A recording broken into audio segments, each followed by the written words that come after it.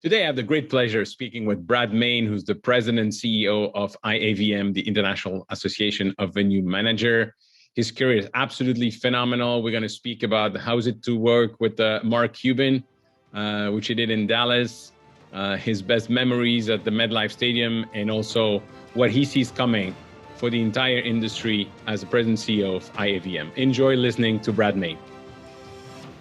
Hello and welcome to a new episode of the Business of Meeting podcast. And today I am joined with a longtime friend, but an icon in the industry, somebody for whom I have the highest respect. He's been everywhere in venues. He was the head of MetLife Stadium, and he's now the president and CEO of the International Association of Venue Manager, IAVM. Brad Mayne. Brad, thank you so much for taking the time to speak with me today. Well, thank you, my friend. Great to see you. Wish we could see one another face to face, and I'm sure we will sometime soon. Yeah, absolutely. Absolutely. So you have such an amazing career with venues that are so well known, and obviously today we're going to speak ticketing, but we're going to speak meetings and events as well because you are on the intersection of it. But how did you get in the industry? How did it start? Well, at the young age of 14, I was a hot dog seller at University of Utah football games. And I happened to meet the folks that were in the ticket office.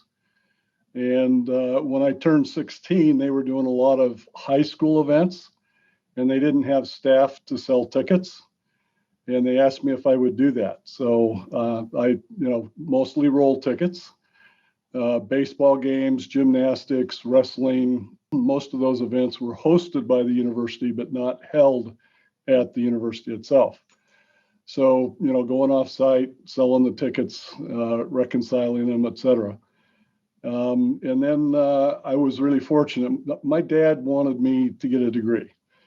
I wanted to be a plumber. And that's what my dad and his brothers were.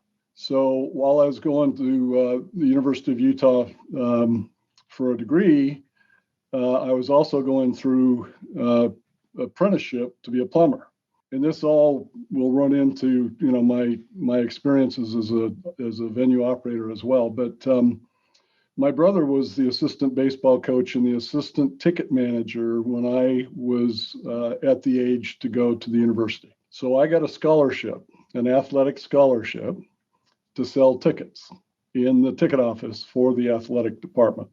Hold on, let me interrupt you there. You had a scholarship to go and sell tickets? Yep.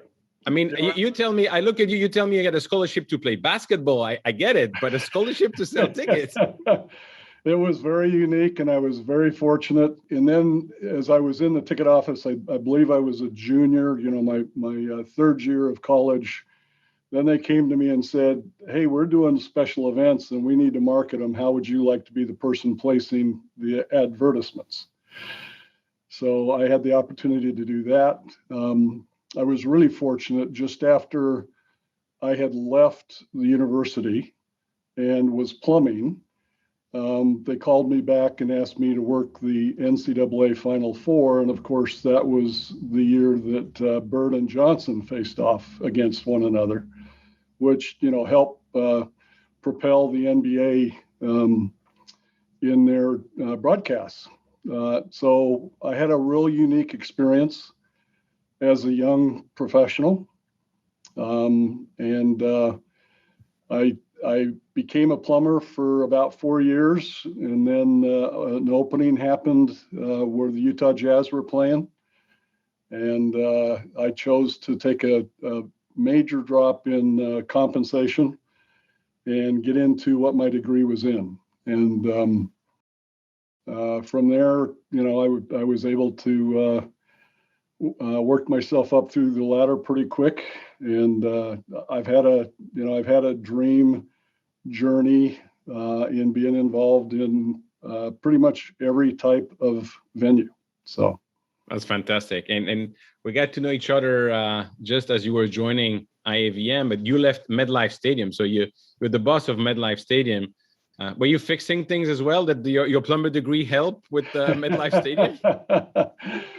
Well, where the plumbing degree came in is when I went to the Salt Palace, they were doing an addition to the exhibit space, and they also were building additional meeting rooms. And we were still operating as a venue, and there were problems of coordination between the contractor doing the construction and the events. And my boss knew that I had been a plumber, and he said, "You can speak construction, go talk to those guys and explain to them why they have to be quiet at certain times and why they have to put up barriers at certain times." And so I was assigned to be that coordinator, and was fortunate to have pretty much succeed. Without the Salt Palace Convention Center having to give discounts to people who were holding their shows there because of the problems created by the noise and the dirt and dust and everything. So, and then I've been involved in my career in the design and construction of 3 arenas. And again, that was because I had a construction background, but I was also, at that point, I was a experienced venue manager as well. So, probably my favorite venue was when I was asked to be the CEO for a New Dallas arena, working for the owners of the Mavericks and the Stars. And so I was responsible for the financing, the design, the construction, and the opening and operation of what's now the American Airlines Center. What is it to work with Mark Cuban? Mark is very focused. I don't know that he ever sleeps, very honestly. Wasn't unusual to get an email from him at 11 o'clock at night and another one from him at 3 a.m. in the morning. Wow. On different subjects. If you do a good job for him, he is very loyal to you. So you'll appreciate this. Ross Pro Jr. was the owner of the team when I was hired, and he sold the team, the Mavericks, to Mark. And that was the first time I'd met Mark, was when that media announcement took place. So I walked up, introduced myself to Mark. And I said, "Mark, I know you got 22 companies. As a CEO of one of those companies, I'd like to hear your advice sometime as to how you want me to run the company." And he immediately said 2 things. 1, if it ain't broke, break it. 2, if no one's thinking, or if everyone's thinking the same way, no one's thinking. Wow. Nice to meet you, Brad. Wow. And as an operator, when you're supposed to put up a certain number of booths and they've got to be in specific locations, if you've got to build a stage and place it in a specific area, I'm thinking, now how do you break that? And I learned you never said no to Mark. Whenever he came up with an idea, you always had to say, "I will research it and I will get back to you." Mm-hmm. Or if I thought it was going to work, then I would say, "I absolutely agree that we could probably do this, Mark. You need to tell me specifically what your goals are." He was a very good person to work for, no question. So from what I understand, and I try to journalize it for people listening that own their business, 2 things I'm hearing. The first one is the trust. And the second one is the true empowerment from the moment that you have the clarity of the objectives, then run with it. And you should be running it better because you're there every day. Yes. Yeah, exactly. The people who are operators, not the entrepreneurs, are usually better placed to understand all the machinations. But it's always good to have an entrepreneur say, "Why are you doing it that way? Have you thought about?" Yeah. So, absolutely. I agree with you, Eric. And then MetLife Stadium, the iconic place. What is your best memory of running that stadium? Well, there were several, but it would have to be hosting the Super Bowl. When I was interviewed, in a competition of who was going to get that CEO position, they said, "Do you think you can run the Super Bowl?" And I said, "Well, I've run the National Figure Skating Championships. I've run the U.S. Skating Championships. I've run the wrestling championships. I've run 2 NCAA Final Four basketball championships. I've been involved in the Stanley Cup championship game. I've been involved in the NBA championship game. I would think that even though I've never worked a Super Bowl, yes, I believe I'd be capable of doing that. I had no idea. So the NFL calls an operations meeting. Everyone who is the top person for an organization that's involved in creating and presenting the Super Bowl were to meet in a hotel room. And I get there and I walk in, there are 1,400 people in that room. Huh. And then they break you into different committees, and I'm sitting next to the head of the postal. I forget what his exact title was, but he's in a uniform, a postal inspector. And I turned and I said, great to meet you. We both talked, and I said, so what's your focus? And he said, anything that's going to come through the mail that attempts to disrupt the Super Bowl. And then I thought, you know what? I hadn't even thought about that. But now you've said that, makes sense. Different chemicals that get sent through and threats and bombs. And of course, we had an episode where all the hotels received, a white envelope and anthrax. Fortunately, it was just white powder, but, right. It put a scare into everybody. And yeah, we couldn't have anything come to the beginning 2 weeks prior, and of course they did a sweep of the stadium. We couldn't receive anything unless it had gone through the Postmaster General's responsibilities. So it was usually a day later when we would receive our mail because they were checking everything closely. So, wow. And I know we work on this when we got this initiative with Rich Ravon and Kevin Olson and myself with you for the safety and security. But what you've done at the MetLife Stadium, you were one of the rare venue that was approved by the DHS. So what did you do that people listening today should be thinking about? Because I know that IAVM is now the leader for the venues, not only in the US, but certainly in the US, to secure those venues. Yeah, so safety and security is really important on many fronts. But the Safety Act certification, I think the quickest way to explain it is it's an insurance policy. As we all know, it's very difficult or just too expensive to get insurance for major catastrophes. And what the Safety Act does for you is, if there is an attack, it does have money coverage for you.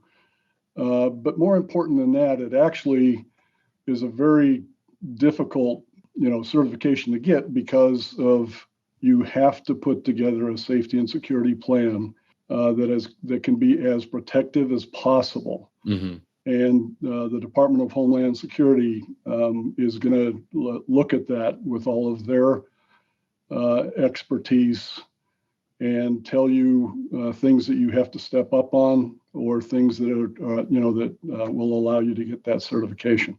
So it makes our venues much safer.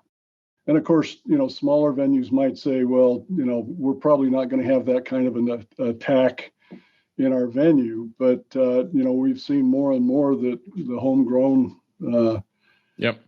folks, really are hitting anywhere and everywhere, and sometimes it might be ramming a car into a crowd or something like an active shooter. But at some point they're going to go become even more radicalized, and if you're not prepared and if you don't have plans in place, number one, to protect the venue and the people that are in it, but also the community itself. And, absolutely. You really do have to go outside your four walls and work with the hotels, work with the restaurants, the whole ecosystem of meetings, as everybody knows, is large. And social organizers, et cetera, all want to be safe and are risk adverse. So it's really an important initiative that we've really been able to put together there. Yeah, that sounds, and also, and I think that should be definitely mentioned, David Dubois, who really brought all the association together. And it's it's a good feeling to see a good idea being implemented. The thing is, and as you know, my daughter was in the school in Parkland. It can happen anywhere, and that's what people should realize. And not that they should panic or something, but really be proactive and not thinking that it's not going to happen to them, because it can happen anywhere.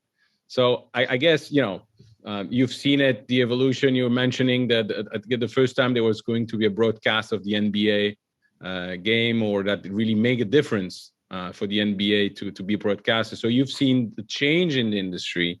So obviously security is one, but we talk about broadcast. People are not concerned with digital. And you have an event, and if we have after COVID, after pandemic, if we broadcast online the event, people not going to come. And my take on it, and I want to hear your opinion, is to say, no, when we had the broadcast of the NBA or a football game, actually, there were more people willing to come afterwards. So what's your take on it? Yeah, I agree with you wholeheartedly. And, you're missing a lot of your customers because there are a lot of people that stream everything. So if you're only broadcasting, they're probably not watching those broadcasts. If you're streaming them, then they now, will have an opportunity to see it. It's somewhat similar in the music industry. There used to be a song about video killed, or the radio star. Killed the radio star. Yep. That has not happened. Radio is still important, but so is streaming.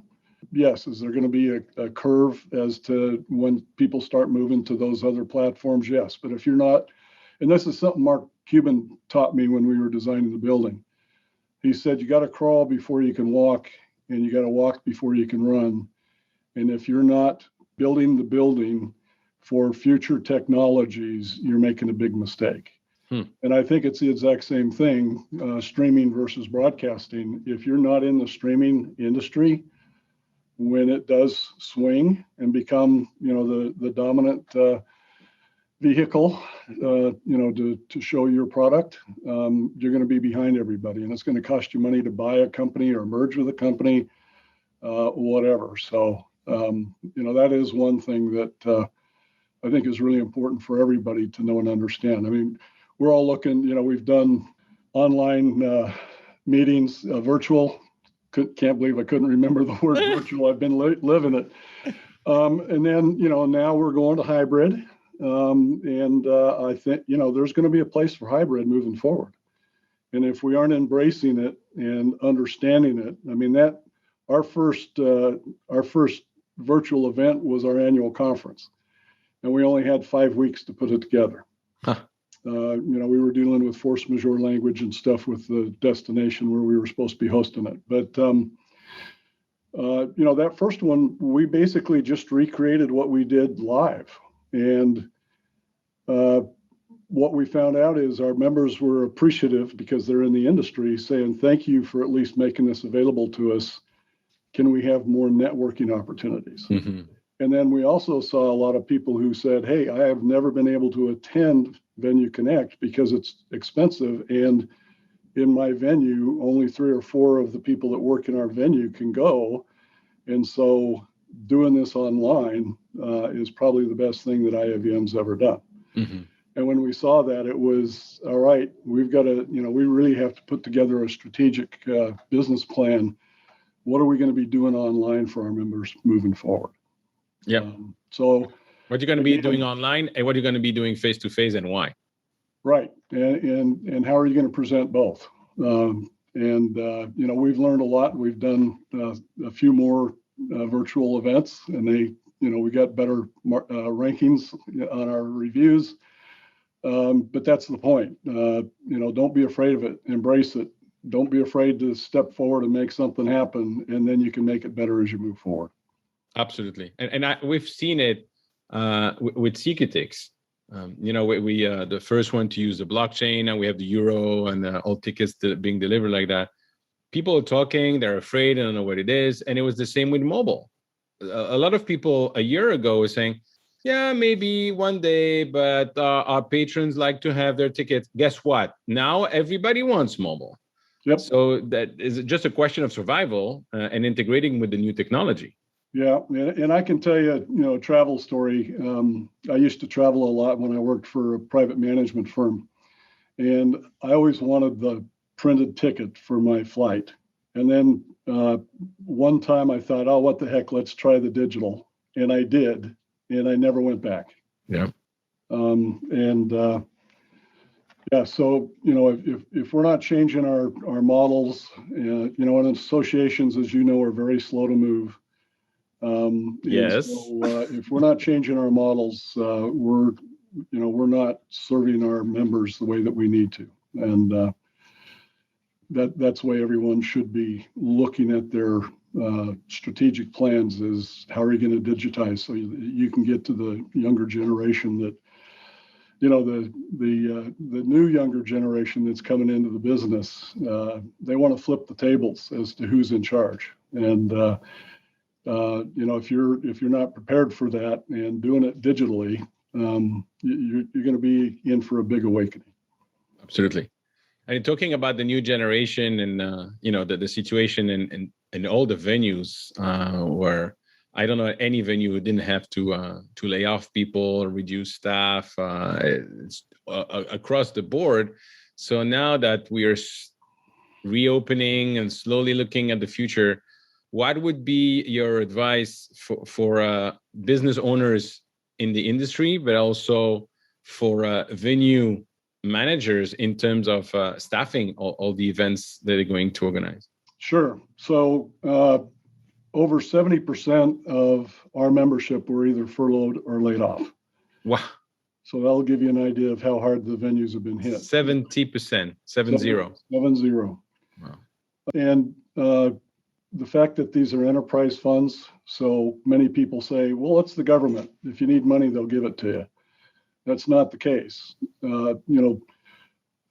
Funds are used to build the building, but once the building is built, there is an anticipation that you're going to fund your own operation. So they're not, in fact, in many cases, the budget for your venue isn't even in that municipal's budget. You're a standalone, take care of yourselves. So with the layoffs, many people have gone to work in other industries because they had to work. Some of the folks we've all heard are getting more money for our part-time people. They're getting more money on unemployment payments. Yep. And there's still some people that are reticent to come back and work in large crowds. So triple whammy, even more than that. Our venues also are having to come up with new technologies, whether it's sanitation, whether it's new entry programs, mm-hmm. The HVAC systems, so you've got the proper filtering in because most of the buildings were built on spec and just basic filtration systems. Updating and upgrading everything is costing money. Even the contractors that we all use. I can tell you our friend Larry with ESCA and the service contractors, they're all having a hard time hiring people. I wouldn't be surprised if that isn't the same situation, for the show organizers. Absolutely. So, expectations of it's going to be the same way it was pre-pandemic. You're going to be short-sighted. And the challenge with operating a venue is it's not as simple as hiring somebody and say, you're now going to be the director of operations and here's all the systems you have responsibilities for, and not have to train them at minimum to that specific venue and all the equipment, but now with new protocols to keep people safe. So it's going to be a real challenge. It's not going to come back all at the same time. We've been hosting a lot of webinars, and one of the webinars we've been doing here recently is how are you going to hire people? What are the resources that are available? The do you pay more money? Do you give bonuses, signing bonuses, and the like? And there's just a whole lot of different resources that you can use depending on the market that you're in and the type of building that you are. Mm-hmm. And with all the webinars you've been organizing at IAVM, when it comes to technology, what do you see changing for venues in the future? Because I'm hearing about AI. I'm hearing about the way you speed up the process of selling a ticket or access control. What are you seeing, and what may be examples of things that we should be watching? Yeah, you're absolutely correct. So there's a lot of speeding up the process to get people into the building. There's multiple technologies. Some of our venues are required to, by the league, required to have walk-through magnetometers. So the magnetometer manufacturing companies have put in infrared scanning so that as you're walking through the magnetometer, it can check your temperature all at the same time. There's new apps that are coming out that for those that there's still some municipalities that are requiring proof of vaccination, and there are new apps that are coming out that actually will tie not only to your health records with appropriate information being given, obviously, because of HIPAA laws, but it also can connect you that it's your ticket. And then through that system, it'll be facial recognition. You walk up to a facial recognition, it says, yep, that's Eric, and yep, his temperature is okay. And, now you can enter the event. A lot of our convention centers are putting broadcast facilities in the convention center for the hybrid events.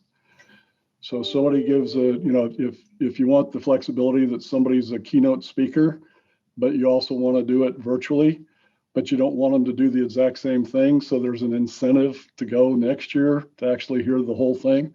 They then walk into, that broadcast station, make their next presentation. And of course, that means, greater bandwidth on your wireless.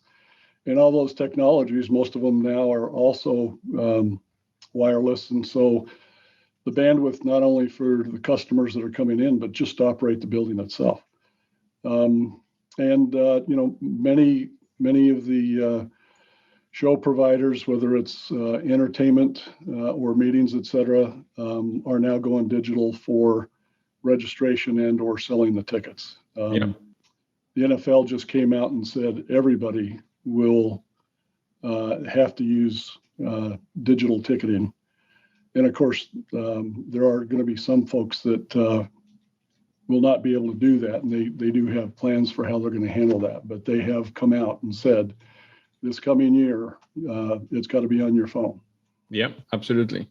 So yeah, it's in the AI side of things, I do a lot of research and reading on that. And there's two schools of thought. One is, yes, it's going to make it easier for you. On the other school, it's only going to be as good as the people that are creating it, because after all, it's a human being that's creating it. And if they make mistakes, it's not going to do what we want it to do. Mm-hmm. But again, if you're an early adopter and you start, crawling with it, you can start walking with it, and then you can start running with it. So no question that AI is going to become very important for a lot of reasons, both in your operation of your business, but also, potentially for the event presentations. Mm-hmm. And one thing what I've observed, at least with what we're doing, we helping venues that actually want to know exactly what type of show to advertise. So the data is very important. I'm fed up of receiving an email with the next 100 shows coming up. I'm interested by 5. So I want to have a tailor-made communication. What do you see in terms of data and data analytics coming up that people should be aware of? Yeah. We have begun doing more surveys of our members. And so for the venues, we've been giving them more data That's why I know it's 70% of our members were furloughed or laid off. And you've got organizations out there. DI has got their event in EIC event, our economic impact calculator. Yeah. Well, I haven't waken up yet today, Eric. You've got SEER that does a fantastic job on exhibitions. Yeah, with Gaddy. Where that industry is going. Yeah. EIC has become much more involved in gathering data. Yeah. Making resources available. So our industry really has begun to start turning to data-driven decisions. And I learned a long time ago, if you don't know it or understand it, you can't manage it. So if you can get that data, you can manage it and be successful. Absolutely. What else do you see of that you thought, that's interesting, that's new, that's something that we should pay attention for in the future? Well, attention to, in the future. Yeah. So one thing is reverse ATM machines. So cashless points of purchase, and so you come to the venue or to the concession stand or to the restaurant, and they say we only take cards, and then you can create your own card in that ATM, and then you can use it for breakage. So, somebody puts $50 in, they get the card, they've got $50 on the card, they spend 40 of it, there's still $10 left on it. And then there's an agreement that explains if you don't use the full amount, you can use it for up to 2 years, but at the end of those 2 years, you forfeit that money. Well, guess where that money goes? Back to whoever has that reverse ATM. And, and that helps with safety and security, the health concerns, et cetera. But it also gives them analytics because you do have to put information in as to who you are. Otherwise, how do you know who the customer is? And that's the other great thing about digital ticketing is, the biggest problem with the hard tickets, and of course, this is going back quite a ways, you never know who are buying the tickets. Yep. The secondary ticket marketing or marketers have made it very difficult for us to know who's actually using the ticket, and that's more important than it is who's buying the ticket. You need both information, but there are some Major League Soccer teams that have gone fully digital, and so they have geofencing. You sign up for their loyalty program, and they know when you're walking past, for example, the merchandise stand, and you're going to get a message that says, hey, if you want the team's jersey because of your loyalty points, you can purchase at 30% off. And right when you're walking past, where that's located. So again, getting back into the details and following the customer and knowing what the customer wants. That's Tom Cruise in Minority Report, right? Right. Now, when I was listening to you and you say about the secondary market and we don't know and they make it difficult, and of course I'm biased because what we do with CQTix, but if I put myself in the shoes of a venue, I want to know who's coming, I want to know who's buying, and I want to set the rules for that. Right. And I want to make sure that at any stage, any moment, I know exactly who owns the ticket. And which is why I don't understand those who are fighting technology in terms of blockchain and what we do actually serve that. First, security, who's coming. Second, if I buy 10 tickets for the Mavericks tomorrow, okay, they know I've bought 10 tickets. They don't know who I'm giving the 9 others to. Right. And with blockchain, you have to enter your name and your information.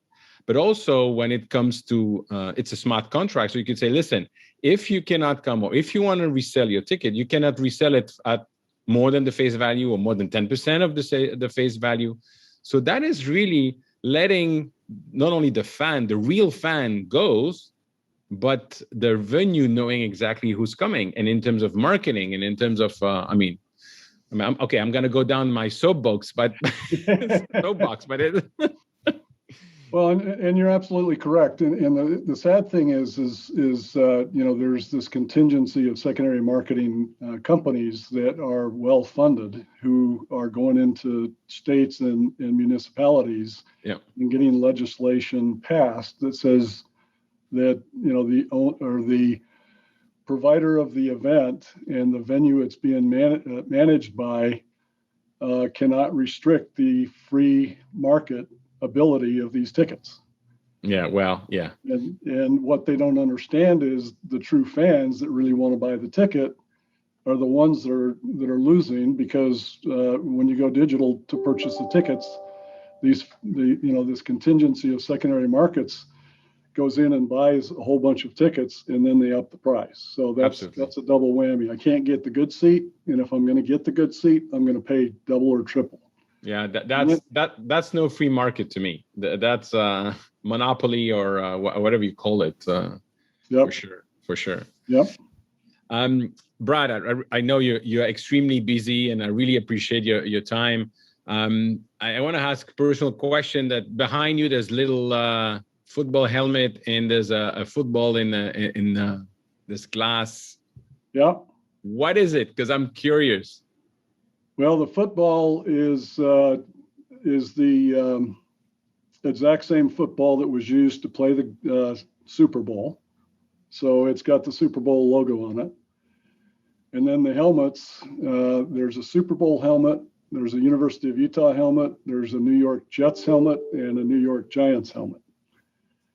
And then that duck, that statue, Landis, who built the boxer in Philadelphia, the artist, created this duck and titled it Defending the Pond. And of course, it was the Anaheim Ducks venue. I've got some others that's off camera and I've got a whole bunch of, see if I can do this professionally. So 80,000 people for WrestleMania in the stadium. Huh. The 4 years that I was the executive and the events that we hosted. Over here are beginning from the left, 3 Super Bowl pictures, and then just a whole bunch of paraphernalia and where I've been in my career. And it's always fun to look back at the accomplishments and the challenges, and and live vicariously through our members what I did for over 40 years. That's awesome. And as a last question for today, as we are reopening, and now in Florida, we had the first festival, full capacity and everything. What is your best memory? Make us dream your best memory of a concert. What was it? Wow. I've had so many in my career. I guess I'll go with my personal best. 60,000 of my best friends and I watched AC/DC in MetLife Stadium. And I was able to watch it from the front row for the first time. Wow. I knew I was leaving, the venue industry, and I never took care of myself. I usually was working and not able to sit and watch the shows. Always been an AC/DC fan, and it was a sold out show, and really enjoyed that. But so many different events that we've hosted that have been major events, et cetera. So many good and different type, very diverse types of music and shows and events. Again, just really been fortunate in my career to be able to experience all of that at the same time being a servant leader and making sure that people are safe, that they're happy, and that they want to come back. Awesome. Thank you. I can't wait to see you again live, whether it's a concert or not, a conference. And thank you so much for your time. Thank you so much for everything you're doing for the industry, and see you soon. Well, and congratulations to you on your success with CQTex. It's certainly going to grow, and you got a good thing going there. So thank you, Eric. I appreciate you giving me this time. Thank you very much, Brad. Bye-bye. Bye. Thank you, Brad, for sharing your experience with us today. First row of AC/DC concert. That should have been something.